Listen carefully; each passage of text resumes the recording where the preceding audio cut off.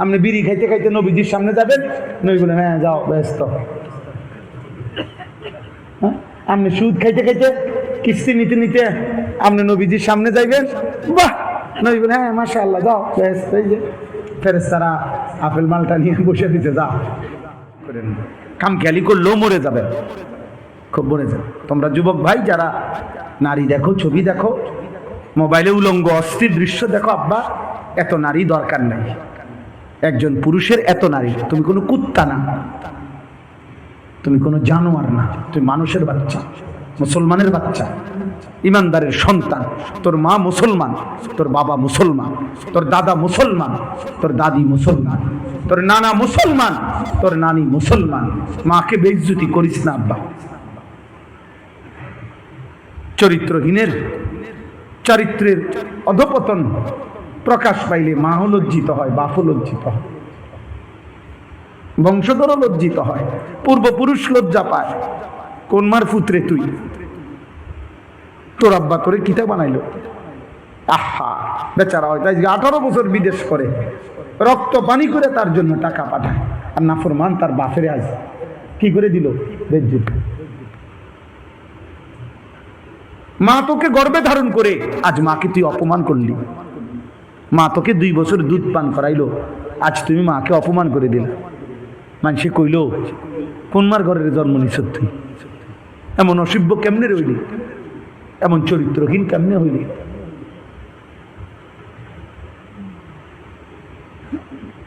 এজন্য এটা জরুরি আপনার আল্লাহকে ভয় করা। ইন্নাল্লাযীনা ইয়াখশাউনা রাব্বাহুম বিল গায়ব লাহুম মাগফিরাতুন ওয়া আজরুন কাবীর। এই যে এই কথাগুলো এই জন্যই বলছি।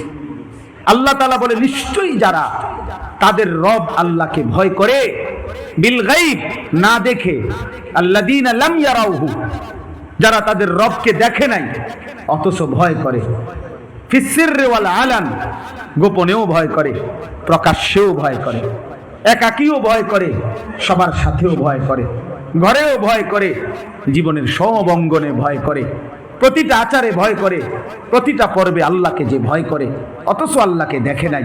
খাইতে গেলে, ঘুমাইতে গেলে, হাঁটতে গেলে, চলতে গেলে, আয় করলে, রোজগার করলে, সংসার করলে, বাজার করলে, ব্যবসা করলে, চাকরি করলে, দেশে থাকলে, বিদেশ থাকলে, যেখানেই থাকুক ভয় করে কাকে? কাকে বলেন না? লাহুম মাগফিরাতুন ওয়া আজরুন কাবীর। আল্লাহ বলেন আমি ওয়াদা দিলাম ওরে আমি মাফ করে দেব, জান্নাতও দিয়ে দেব। ওরে আমি মাফ করে দেব, জান্নাত দিয়ে দেব। সে যদি আমি আল্লাহকে না দেখেও ভয় করে। ভয় করবে কাকে বলেন না? ইন্নী আখাফুল্লাহ। আল্লাহর নবী বলেন যেই যুবককে কোনো সুন্দরী নারী, বংশীয়া নারী, জিনা ব্যভিচার হারাম, অশ্লীলতা বেহায়াপনার জন্য ডাক দিয়েছে, হারাম প্রেম, হারাম ভালোবাসা, সেই যুবক যদি একবার বলতে পারে ইন্নী আখাফুল্লাহ, আমি আল্লাহকে ভয় করি, খোদার কসম আল্লাহ ডাক দিয়ে বলে যুবক আমি তোকে আমার আরশের ছায়া দান করব, কিয়ামতের দিন আমার পাশে বসাবো, পাশে কিয়ামতের দিন আমি তোমাকে পাশে বসাবো। আল্লাহর নবী বলেন ইন্না রাব্বাকা লা ইয়াজাবু লিশ-শাবি লা সাবওয়াতা লাহু।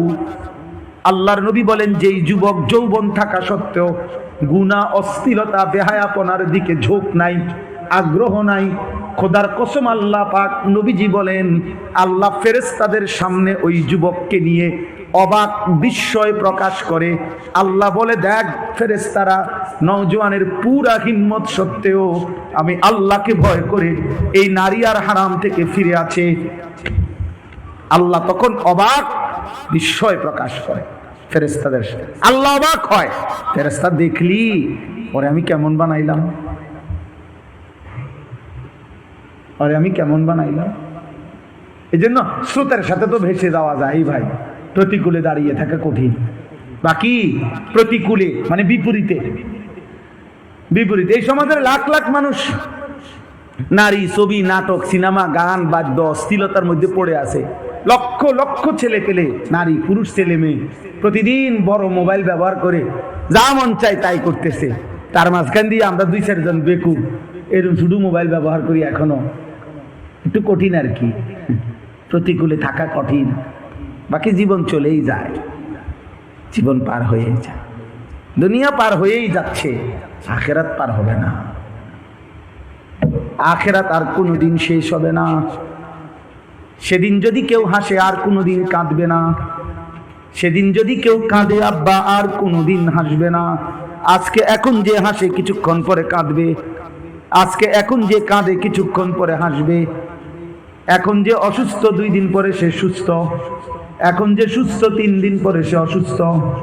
এখানে হাসি কান্না পাশাপাশি, এখানে আনন্দ বেদনা পাশাপাশি, এখানে দুঃখ সুখ পাশাপাশি, এখানে আলো অন্ধকার পাশাপাশি, এখানে রাত দিন পাশাপাশি।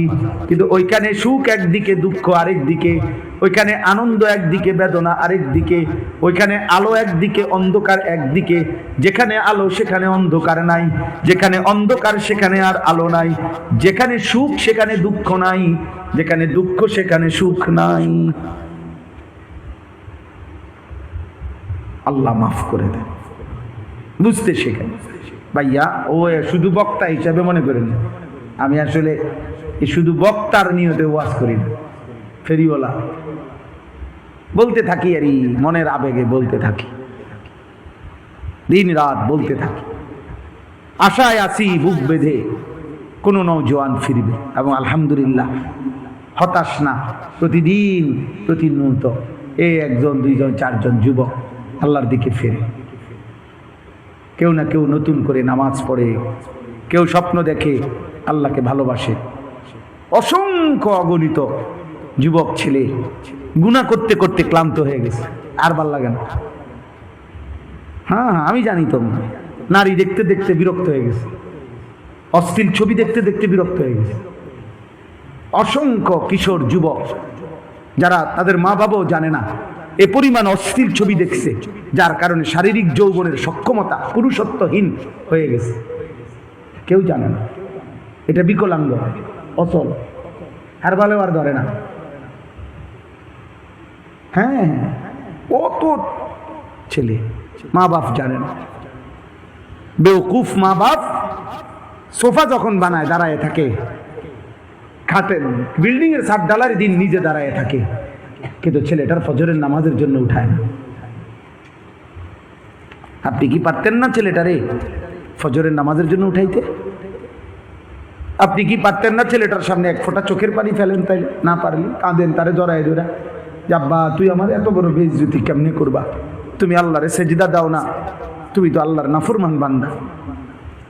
না, জিফুতের লেগে সোফা বানায়, এই খুঁজতে ওই আমাদের কুমিল্লার থেকে ময়মনসিং গিয়া ট্রাকের লগে সারা রাত থাইকা, এরপরে বিল্ডিং এর আস্তরের বালুয়া।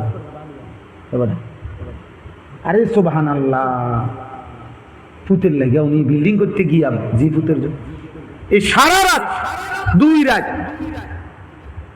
আপনার ওই সিলেট ছাতক পাথর, সাদা পাথর, ওইখান থেকে পাথর আনতে গিয়ে নিজে ট্রাকের লগে গেছে, থাকছে ওইখানে হোটেলের মধ্যে, এরপরে ট্রাকে করে পাথর আনছে 1 নম্বরটা। হুজুর বিশ্বাস করে, একের জায়গা 3000 টাকা লাভ হয়েছে। এমতে কিনলে 3000 টাকা বেশি, 3000 টাকা। মামুর বাড়ির কথা, 3000 টাকা উনি লাভ, যার জন্য আজকে 3 রাত উনি পাথর আনছে। ওই নাফরমান 365 দিনে কোনোদিন ফজরের নামাজ পড়ে না, ওই হাইওয়ানের জন্য উনি ঘর বানাইতেছে। আল্লাহ আমাদেরকে বিবেক দান করেন, আল্লাহ আমাদেরকে বিবেক দান করেন। আব্বা, ঈমান বড় সম্পদ, আমল বড় সম্পদ, আখিরাত বড় সম্পদ।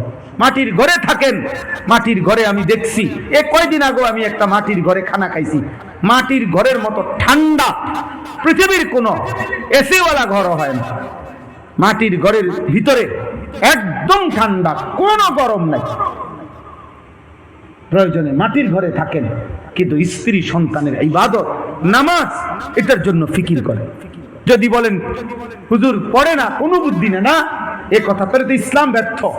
ইসলাম প্রত্যেক প্রত্যেক সমস্যার সমাধান ইসলামে আছে কিনা? কথা বলে না। কোরআনে আছে কিনা? নবীর জীবনে আছে কিনা? তাইলে বলে হুজুর আমার ছেলে মেয়ে আজকে 5 বছর 10 বছর বলার পরেও নামাজ পড়ে না, এখন আমি ছেড়ে দিছি। তাহলে বোঝা গেল 10 বছর কেউ যদি নামাজ না পড়ে এবার আর ইসলামের মধ্যে কোনো সমাধান নাই। তো আপনি সমাধান জানেন, আপনি জিজ্ঞেস করেন এখন আর কি করতে পারি? কথা বুঝছেননি আমার কথা? আপনি সমাধান জিজ্ঞাসা করেন।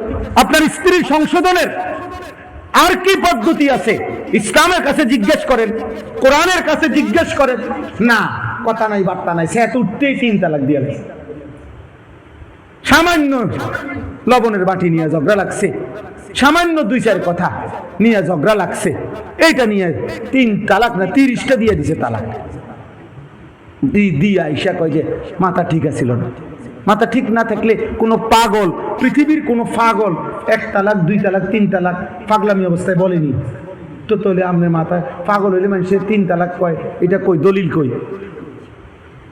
কথা বলছেন, এটা তো একটা প্রমাণ থাকতে হবে যে আপনি চলেন হুজুর। পাবনা যারা পাগল তারা সবাই বলতেছে সারাক্ষণ 1 তালাক 2 তালাক 3 তালাক। তো মানুষ পাগল হইলে 3 তালাক কয়, এটা আপনাদের কে বলল? ফাইজলামি করেন। আপনার মাথা ঠিকই আছিল, আপনি বুঝছেন এটা বললে মহিলা কি হয়? তালাক হয়। মহিলা কি হয়? বিচ্ছিন্ন হয়। এটা আপনি না বুঝলে বলছেন কেন? এটা আল্লাহ আমাদেরকে বুঝ দান করে। অতএব আমার মূল বক্তব্য এটা, স্ত্রী সন্তানের আখিরাত ইবাদত, এটাই আমার মূল ডিউটি। কথা বলেন না, কোনটা আমার মূল ডিউটি?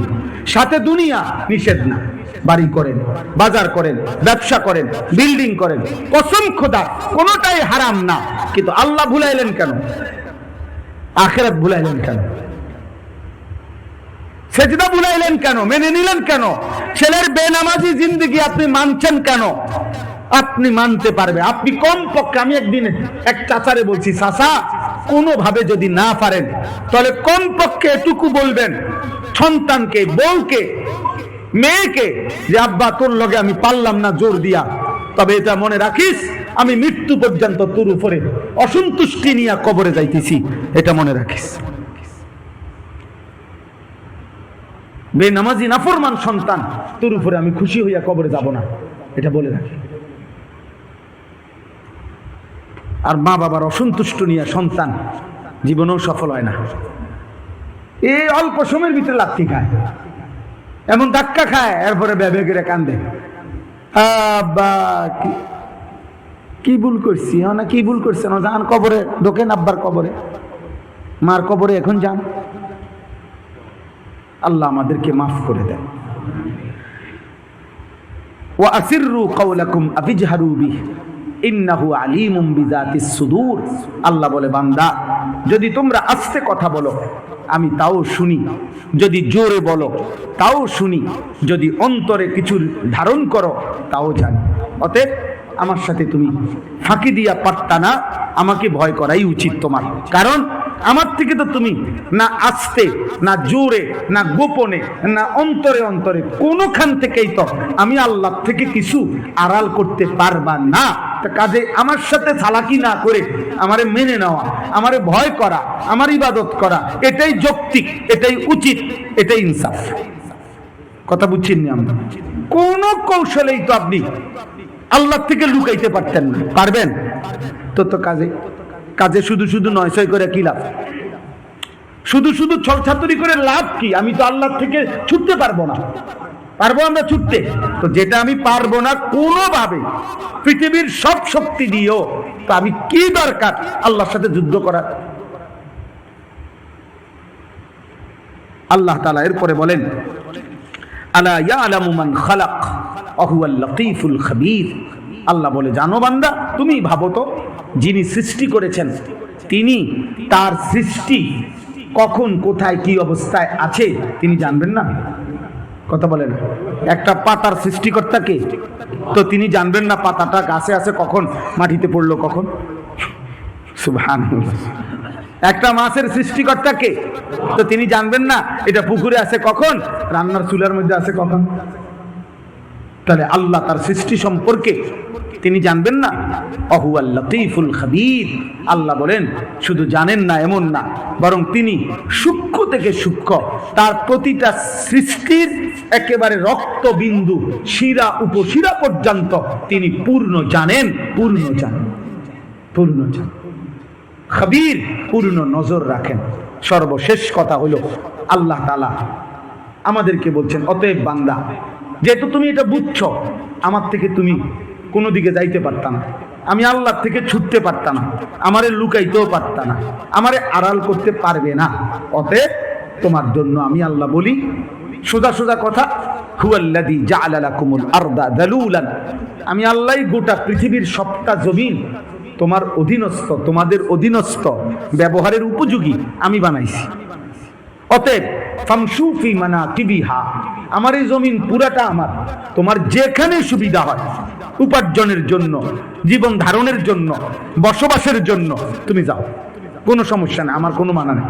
তুমি দেশে থাকবে না, বিদেশ যাও, তুমি শহরে থাকবা থাকো, গ্রামে থাকবা থাকো, যেখানে মন চায় আমি কোনো বাধা দিচ্ছি কেন? সবটাই তো আমার দেওয়া জমিন, যেখানে মনে চাই তুমি ছড়িয়ে পড়ো।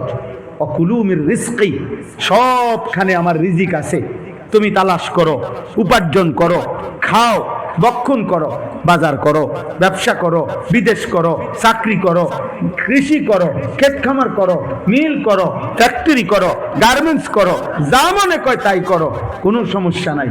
খাও তুমি, উপার্জন করো তুমি, গোটা জমিন তোমার জন্যই, তোমার জন্যই বানাইছি আমি, পৃথিবী তোমাদের জন্যই দিছি, আসমান জমিন আমি তোমাদের জন্য বানাইছি। আমি আল্লাহ টিকে থাকার জন্য আসমানও লাগে না, আমি টিকার জন্য জমিনও লাগবে না, আমি আল্লাহ টিকতে সূর্যও লাগে না, চন্দ্র লাগে না, তোমাদের জন্য বানাইছি এগুলো, তুমি নেও সবটা।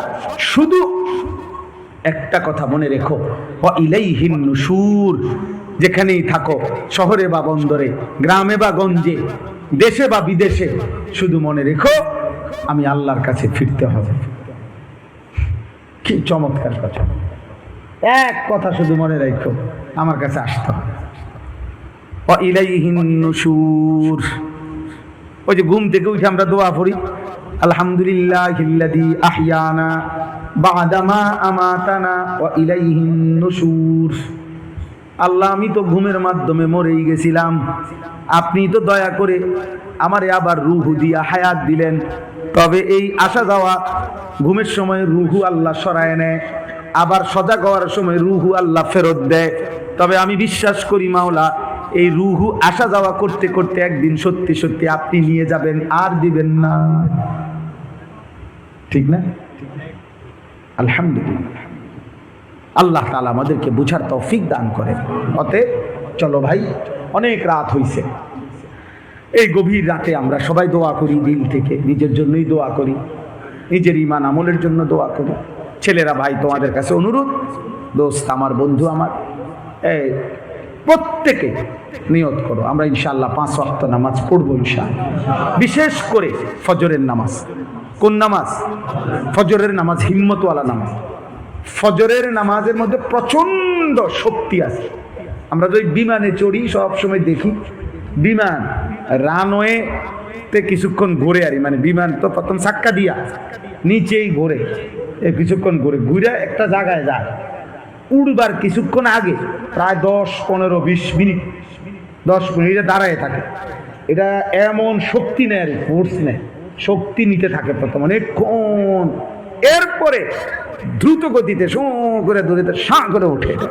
মানে সারা পুরাটা উপরে উঠার জন্য যে শক্তিটা দরকার, এটা কিছুক্ষণ নিচে থেকে এই শক্তিটা নেয় সে, এরপরে সে উঠতে থাকে। এবার যখন উড়ে 6000 কিলোমিটার অনবরত উঠতে থাকে। তো ফজরের নামাজ এই অ্যাটম শক্তি আর কি, পাওয়ার। ফজরের নামাজ পড়ার দ্বারা মুমিন আগামী দিনের সকাল পর্যন্ত সারা দিন আল্লাহর ইবাদত, আল্লাহর পথে চলার যে শক্তিটা দরকার, আল্লাহ তাআলা এই ফজরের ওয়াক্তে এটা দিয়ে দেয়। এজন্য ফজরের নামাজ মুমিনের নামাজ, ফজরের নামাজ হিম্মতওয়ালার নামাজ, ফজরের নামাজ বিজয়ের নামাজ। ফজরের নামাজ যে পড়ে না সে মুনাফিক। খোদার কসম, আল্লাহ নবী বলছে যে ফজর পড়ে না সে কি মুনাফিক। মুনাফিক বলেন না, আর কয় না। আর যিনি পড়েন না আপনিও কম, তাহলে সুবিধা হইব যে আপনার পরিচয় আপনি নিজে লিখতে পরে সুবিধা হইব। বুঝেন না কথাটা? আপনারা যদি নিজের ব্যাপারে রচনা লিখতে কয়, গরুর রচনার বদলে যদি বলে তোমার নিজের রচনা লেখো, তো নিজেই তো লিখতে পারবেন যে আমার ধর্ম কি মুনাফিক। তো কি আল্লাহ নবী বলছে, বিশুদ্ধ হাদিস, বুখারীর হাদিস, মুসলিম শরীফের হাদিস, আল্লাহ নবী সাল্লাল্লাহু আলাইহি সাল্লাম বলছে, ইন্না আসকালা সালাতিন আলাল মুনাফিকিন সালাতুল ইশা ওয়া সালাতুল ফজর। দুইটি নামাজ মুনাফিকের জন্য আদায় করা কঠিন, এশার নামাজ এবং ফজরের নামাজ। নবীজি বলছে। তো তোমার পরিচয় তো তোমার নবী বলে দিয়েছেন। আমি এই জন্য সবসময় বলি, আপনার নবী আপনাকে বলছে আপনি মুনাফিক, হাসরের ময়দানে আপনি ওনার কাছে সুপারিশের জন্য যাবেন, তিনি বলে নাই কোথাও যে মুনাফিকের জন্য সুপারিশ করবেন। এবার দেখেন যাই আপনার কোন আব্বায় আপনার লেগে সুপারিশ করে, আপনার ওই আব্বারে আপনি বলে যাই। নবী সাল্লাল্লাহু আলাইহি ওয়াসাল্লামের থেকে সুপারিশ নিবেন, অথচ তার কোনো কথা পাত্তা দিবেন না। সুপারিশ মামুর বাড়ি, হ্যাঁ, সুপারিশের কোনো নিয়ম কানুন নাই। কথা বলেন না? নবী সাল্লাল্লাহু আলাইহি সাল্লাম যে সুপারিশ করবে, কোনো ফাইল দেখাইতে হবে না, আমলনামা দেখাইতে হবে না, কোনো কাগজপত্র নিয়ম কানুন নাই। না, আপনি বিড়ি খাইতে খাইতে নবীজির সামনে যাবেন, নবী বলেন হ্যাঁ যাও ব্যস্ত। হ্যাঁ, আপনি সুদ খাইতে খাইতে কিস্তি নিতে নিতে আপনি নবীজির সামনে যাইবেন, বাহ, নবী বলেন হ্যাঁ মাশাআল্লাহ যাও ব্যস্ত। এই যে ফেরেশতারা আপেল মালটা নিয়ে বসে দিতে, যাও যাও দেখবা কি ঘুষাটা দেয়, এখন গেলে দেখবা, আগাও। তাহলে এটা মস্কারি না। আমরা আমাদের সাধ্য মতো ঈমান আমলের উপরে চলতে চেষ্টা করবো ইনশাআল্লাহ। আল্লাহ তাআলা তৌফিক দান করেন, আল্লাহ কবুল করেন।